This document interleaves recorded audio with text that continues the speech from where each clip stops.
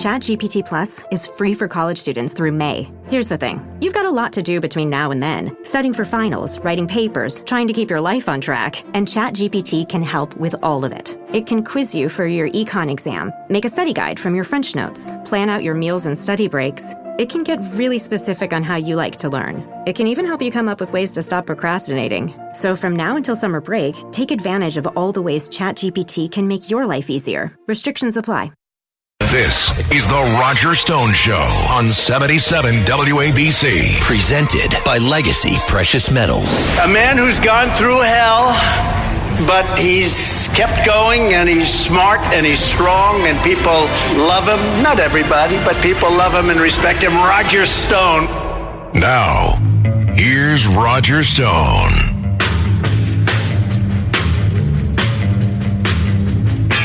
Welcome back.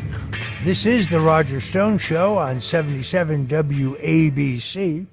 Now would be an excellent time for you to go to the App Store to get the 77 WABC app loaded into your phone. That way you won't miss any of the extraordinary programming, both talk and entertainment, that we feature here at 77 WABC. So it's easy, it's free, and you won't miss any of our great programming here. I highly, highly recommend it. Joining us now with Jeffrey Epstein, the convicted sex trafficker and pedophile back in the news, is Nick Bryant. Nick Bryant is a investigative journalist and author, but more importantly, I think he may be the first U.S.-based reporter to begin investigating the Epstein network as early as 2012, when it was Nick Bryant who first acquired Jeffrey Epstein's Little Black Book. This was 7 years before the Epstein case broke nationally. Nick Bryant pitched an article on the Little Black Book for 3 solid years to various mainstream media outlets until in 2015, finally, Gonker published his article regarding Epstein's Little Black Book and what was being done to children. Nick Bryant, thanks for joining us on The Roger Stone Show. Glad to be on The Roger Stone Show. As you know, I wrote a book, The Clintons' War on Women, in 2015. After your Gonker article published, I relied heavily on your article with full accreditation. You are really the individual whose doggedness broke this story. The cover-up of Jeffrey Epstein and his activities at the highest levels of the U.S. government, as well as state governments, has been extraordinary. But none of what has unfolded in the last several days regarding what some may think are new revelations about Jeffrey Epstein, nothing at all, none of this would have happened without your persistence and your dogged efforts. So my hat is off to you. Well, thank you, Roger. I really appreciate it. Tell us about that experience of, I know you can't reveal your source, but here you got journalistic dynamite when you got Epstein's Little Black Book. You have stressed that not everybody in the book has done something wrong, but many did. What was it like taking this to major media outlets and having them say, "Oh, I'm sorry, we're not interested"? Tell us about that. Well, I knew it was going to be an uphill battle. I've written a book called The Franklin Scandal about a child trafficking network that operated in the 80s.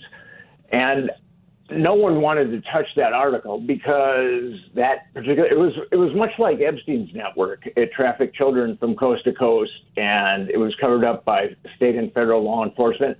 And also it had a nexus with intelligence and also blackmail. And I was pitching that story. I pitched that story to just about everybody, and they just looked at me with skepticism or incredulity. It's interesting.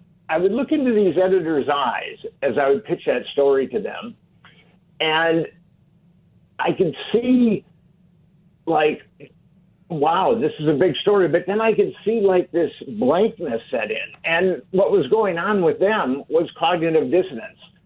They thought to themselves, this is a horrible story, and I really need to help Nick Bryant. Or I could just write Nick Bryant off as crazy and have a nice dinner with my family tonight. So that's what happened with when I was pitching an article on the Franklin scandal. And basically the same thing happened when I was pitching an article on the Epstein scandal, even with the Black Book. But I should mention that the editors that I'd pitched the Franklin scandal to, I estranged a number of them for some inexplicable reason.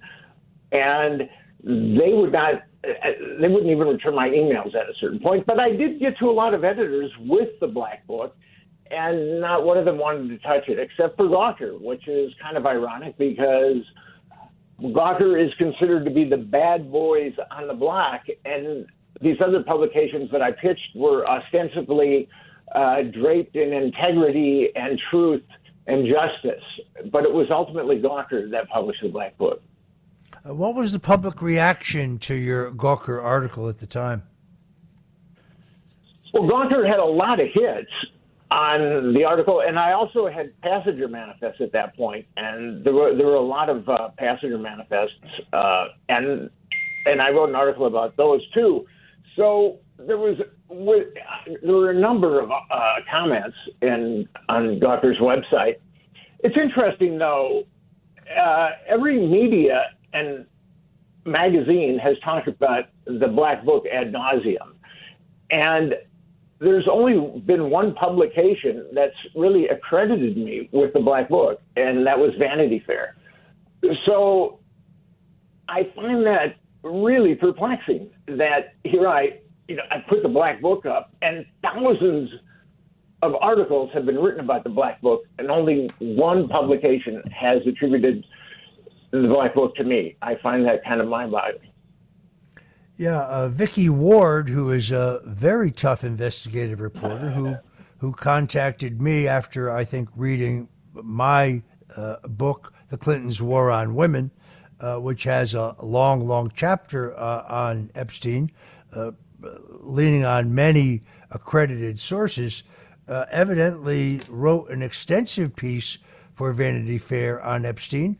But Bill Clinton himself leaned on Graydon Carter, the publisher editor there at Vanity Fair, to spike that story. The efforts by the government, including state prosecutors in Florida, federal prosecutors during 4 presidencies, to suppress the information about Jeffrey Epstein is extraordinarily hard to believe unless you buy the claim of many that Epstein was working for, among others, not only the Central Intelligence Agency, but also most likely the Mossad. We know that when his home in New York was raided, first of all, he'd already been taken into custody, that they removed boxes and boxes and boxes of videotapes, presumably blackmail tapes of some of his marks with his victims. Yet we have no idea what happened to that material, and it's never been made public. Why the cover-up? About them, Go ahead, Margaret. Well, what's interesting about that is the FBI took all these DVDs out of Epstein's safe, and so what happened with me is the Department of Justice said the case was closed. So I did a FOIA on not the DVDs, but the reports on the DVDs. And then I got an email back saying that the case was ongoing. So I doubt that I'm going to get reports on those DVDs in the near future. Yeah, the government conveniently changes their story when they need to.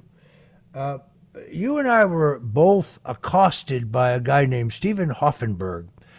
Hoffenberg had gone to prison himself. He had some kind of a credit bureau. He got jammed up in a major financial crime. But among his young trainees was one Jeffrey Epstein. I think he told you the same thing that he told me, which was that Epstein was running a child sex trafficking ring, that Epstein was himself a child rapist, and he insisted to me until the day he died that Epstein was going to be arrested by the FBI. After a while, he called me so religiously and so regularly that I finally blocked him. But in the end, Steve Hoffenberg turned out to be right, didn't he? It's interesting. I had the same experience with Steve Hoffenberg that you had. I didn't know whether or not he was veritable because he had some idiosyncrasies. He had, I think at that point, prior to Bernie Madoff, he had participated in the largest Ponzi scheme ever in American history. And he was calling me incessantly also. So I didn't know exactly what to make of the information that he was giving me. But you're right. The information that he gave both of us turned out to be correct. Well, I was skeptical. I talked about this in the opening of the show, but there's no question that the Palm Beach City police put together a much more comprehensive case in which Epstein would have been charged with child rape against multiple victims. But amazingly, the state's attorney in Palm Beach County, after negotiations with Epstein's high-powered lawyers, ended up giving him a veritable slap on the wrist, where he was given a short sentence. Remind me how many months, because I get this wrong. He was given 18 months in a county jail.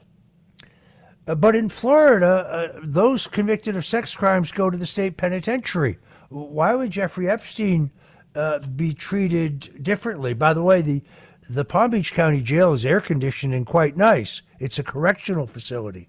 The state penitentiaries in Florida, not so nice. Why would Jeffrey Epstein get this special treatment?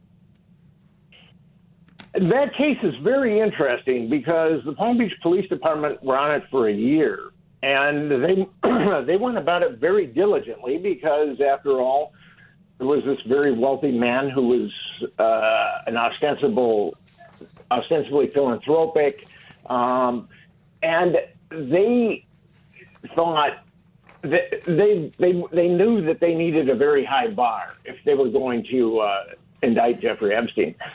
And what happened was the Palm Beach Police Department found 5 underage victims of Jeffrey Epstein, and they had the corroboration of a number of other people corroborating those victims. And they also knew of 17 additional victims. So the Palm Beach Police Department knew of 23 Epstein victims. And a grand jury was called, which is very strange in Florida because grand juries are generally reserved for capital cases. But in a grand jury, a special prosecutor is chosen, and he presents evidence to the grand jurors who are just regular citizens that have shown up for grand jury duty. And he's the one that calls the witnesses and shows them evidence.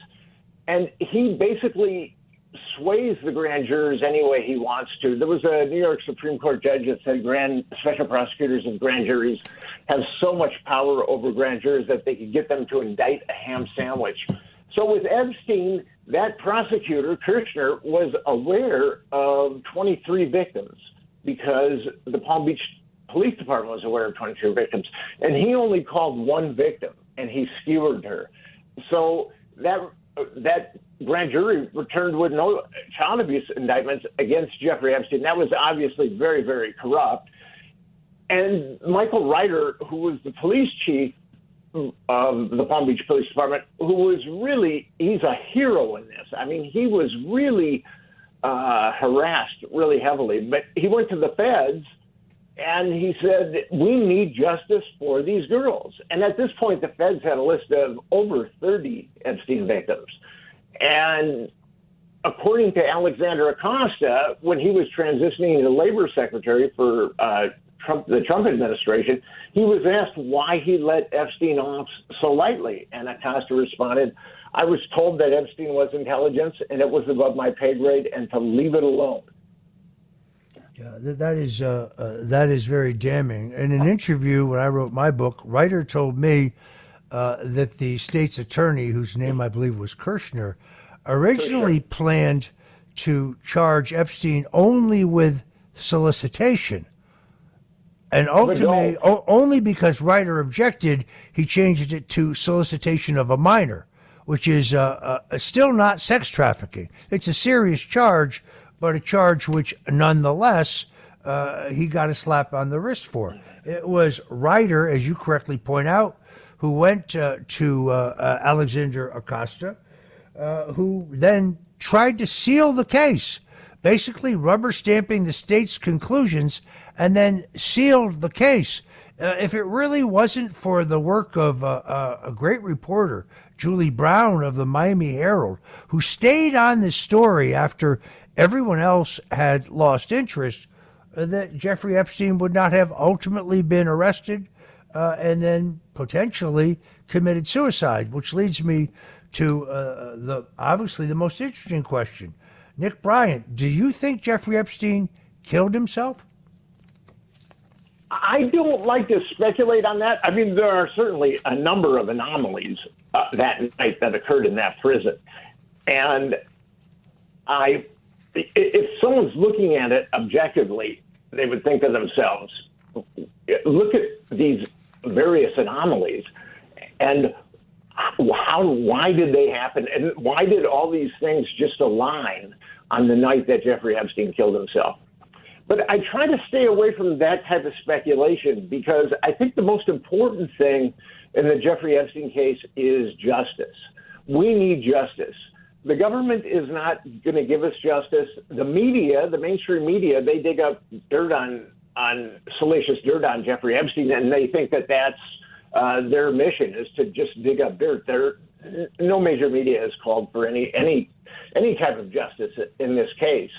And that's why I formed Epstein Justice, because we need a Truth and Reconciliation Commission to really look at Jeffrey Epstein and his cadre of criminals. We cannot let this get covered up. And I believe that if someone drills deep into Jeffrey Epstein, they will come across the cesspool that is currently governing our country. The congressional approval rating is 17%. So it's very obvious that our legislators are not acting in our best interest. They enact laws that allow the government to trample on our constitutional rights. They enact laws that cause the wealth polarization that we're seeing today. So our legislators aren't acting in our best interest. And I've written 2 books on CIA, sexual blackmail, and honey traps. And I believe that a number of our legislators are compromised. And if they're not compromised, they're willing to make Faustian pacts. When I was writing the Franklin scandal, I got to one of the blackmail photographers of that particular network. And I asked him, how does this work? And he said, it's like once you're compromised, it's like you're on a yacht. And it's a beautiful yacht, and it's a beautiful day. And you can have anything you want on this yacht. But if you decide to get off the yacht, the people on the yacht are going to make sure that you drown. So once someone is compromised, there is zero incentive for them to come out and call for the truth. I think that that's one of the real problems in our political system right now that isn't addressed by the mainstream media. Parents of tweens, if you're familiar with far-off drop-offs... Dad, stop, right here. Or get DMs about what's for dinner, you may be experiencing tween milestones. For your son or daughter, these can start at age 9. HPV vaccination, a type of cancer prevention against certain HPV-related cancers, can start then too. For most, HPV clears on its own. But for those who don't clear the virus, it can cause certain cancers later in life. Embrace this phase. Help protect them in the next. Ask their doctor today about HPV vaccination. Brought to you by Merck. Shopping is hard. I can never find anything in my size. I don't even know my size. I buy my clothes the same place I buy my groceries. There's a better way. Make it easy with Stitch Fix. Just share your size, style, budget, and done. Your personal stylist sends pieces picked just for you. That was easy. Stitch Fix. Online personal styling for everyone. Free shipping and returns. No subscription required. Get started today at stitchfix.com. Ladies, you'll end up shopping for your guy's deodorant, right? So try Degree's Original Cool Rush. You see, last year, Degree changed the formula, and men were mad. One guy even started a petition. So Degree admitted they messed up and brought the Original Cool Rush scent back. It's clean, crisp, and actually smells like someone you want to cuddle. And it's in Walmart, Target, and other stores now for under $4. So toss one in your cart and find out why it's the best-selling men's antiperspirant for the last decade. Degree Cool Rush is back, and it smells like victory. Morning decisions. A creamy mocha frappuccino drink? A sweet vanilla? Maybe a smooth caramel? Or that white chocolate mocha? Whichever you choose, delicious coffee awaits. Start your day with bottled Starbucks Frappuccino drinks. Pick up a bottle near you wherever you buy your groceries. I know, interestingly, for a fact, that Jeffrey Epstein retained the criminal defense attorney David Schoen on the Thursday before his death. That he paid Schoen by wire a very substantial retainer on the Friday before his death. He also made arrangements that same day for an apartment near where Epstein was incarcerated so they could begin working on Epstein's defense. And then Epstein allegedly killed himself. That doesn't make any sense at all.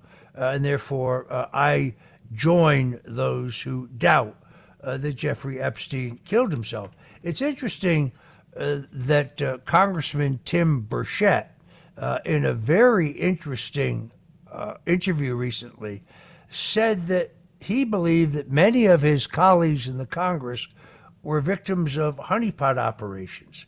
And that nefarious entities had recorded their indiscretions to use as blackmail leverage.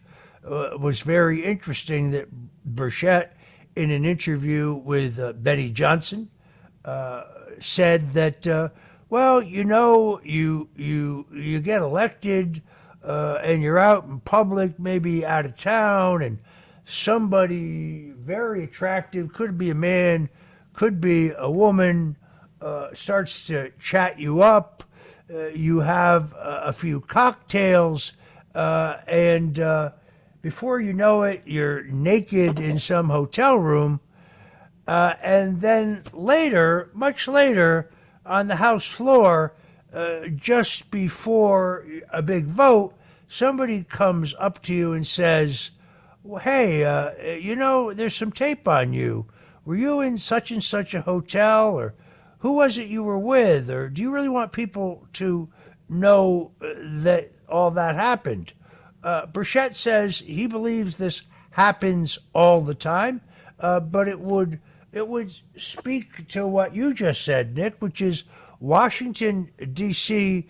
is a lot more like the Netflix show House of Cards than it isn't. You wrote an epic book on the Franklin scandal. Tell us, and this has gotten far less media coverage than the Epstein scandal, but it's a much bigger scandal involving people at the highest level of the U.S. government. Tell us the name of your book and tell us about the Franklin scandal. Well, I've written two books about CIA sexual blackmail. The first one was the Franklin scandal, and the second one was Confessions of a D.C. Madam, the Politics of Sex Lies and Videotape. The Franklin scandal, the full title of it is The Franklin Scandal, A Story of Power Brokers, Child Abuse, and Betrayal. And it was about an interstate pedophile network that flew children from coast to coast, exactly like Epstein's. And there was also... And it was covered up by the Department of Justice and also by the FBI and for that matter, the Secret Service. And there was a nexus with that particular network between intelligence and also blackmail. There were two primary pimps in the Franklin scandal. One was Lawrence King and one was Craig Spence. And Craig Spence had a mansion in Washington, D.C., and he would have parties that had all the movers and shakers in Washington, D.C., whether they're from Congress or the cabinet or the media. They would all go to Craig Spence's parties. And what would happen at those parties is kind of like what you were talking about. People would be plied with alcohol for a number of hours, and then something would happen, like someone would break out some coke or something sexually inappropriate would happen, and the people that didn't want any part of that would immediately leave. But if you stuck around and you took part in whatever illegalities that Craig Spence was providing, you were compromised because every room in his house was fitted with audio-visual blackmail equipment, just like every room in Epstein's New York mansion was fitted with audio-visual blackmail equipment. There were also hidden cameras in his Florida home, and there were hidden cameras in his New Mexico ranch. So Jeffrey Epstein was definitely a blackmail artist, and I think Craig Spence killed himself, the blackmail artist of the Franklin scandal, whose role was very much like Jeffrey Epstein's. And I believe that Craig Spence was given a deal because if you're a blackmail artist, you cannot afford a lot of media because that's going to blow your cover. And Jeffrey Epstein was getting a lot of media, and Craig Spence was getting a lot of media. And I think that Spence was given a choice. Either he could kill himself or he could be killed.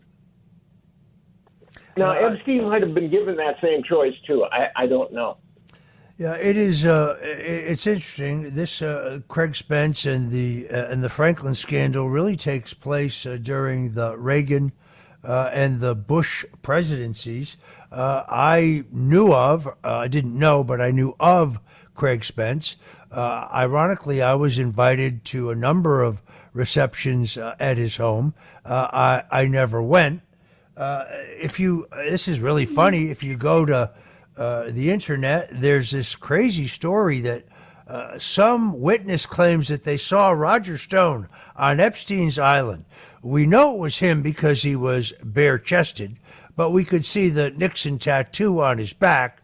We couldn't see his face, however, because he was wearing a bull mask and he was assaulting a young boy. Let me say, I have never had any interaction whatsoever with Jeffrey Epstein, never been to his island, never been on his plane, never been to any of his palatial homes. I was, after you, I think, one of the earliest people in the country to expose Epstein's activities. But given the nature of the internet, that story is out there. And by the way, no one ever puts their name on it because they know I'd sue them in a heartbeat. But it's always some anonymous person on the internet, usually on X, formerly known as Twitter, but sometimes on Facebook, that puts forward this crap. Look, I understand that I'm clickbait. Late last week, Ari Melber yet again claiming Roger Stone urged President Donald Trump to invoke the Insurrection Act prior to the election. And he's absolutely right. A year prior, when Antifa and BLM were burning down half of the Pacific Northwest, when there were riots across the country costing millions of dollars of damage to both public and private property, in which people were being injured and killed. Yes, I did opine that I thought the president should utilize the Insurrection Act as George Bush had done to quell the riots surrounding the Rodney King incident. But by the way, that had nothing whatsoever to do with January 6th. But they leave that part out. Really, I don't get my news from MSNBC for the very same reason that I don't eat out of the toilet. Well, Oscar Wilde said that there's only one thing worse than people talking behind your back, and that's people not talking behind your back. But you've concluded that Oscar Wilde was wrong in that case. Well, I used to say all press is good press. And I recognize at this juncture of my life I'm clickbait, and because of my long association and friendship with Donald Trump, I I'm vilified, I'm polarizing, but that's just the way it is. I guess if that wasn't the case, nobody would be tuning in to the Roger Stone Show on WABC. All right, unfortunately, we are out of time. I want to thank Nick Bryant, investigative journalist, for joining us today on the Roger Stone Show and filling us in on the Jeffrey Epstein scandal. Nick, thank you so much for joining us. Great. And I just want to give your listeners a heads up. Go to EpsteinJustice.com, EpsteinJustice.com. You can sign a petition there. I talked about it in the opening of the show. I also urge people to go to EpsteinJustice.com to demand justice for the victims of Jeffrey Epstein. Thank you so much, Nick Bryant. Thank you, Roger.